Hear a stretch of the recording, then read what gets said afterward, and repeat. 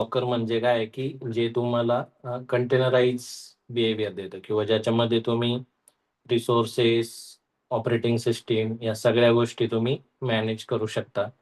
That is like containers. Okay. Container हे तुमच्या मशीनवरती run करू शकता तुम्ही. फक्त मशीनवरच नाही तर क्लाउड प्लॅटफॉर्मवर रन करू शकता आणि हे व्हर्चुअल मशीन सारखं असतं. Okay. But containers are more portable. म्हणजे व्हर्चुअल मशीन जेवढं पोर्टेबल नसतात, बट कंटेनर पोर्टेबल आहे. म्हणजेच काय, की एका मशीनवर रन होतात, दुसऱ्या मशीनवर पण तुम्ही रन करू शकता. रिसोर्सेस तुम्ही त्याच्यात मॅनेज करू शकता. सीपीयू, रॅम ह्या सगळ्या गोष्टी त्याच्यामध्ये देऊ शकता. ओके.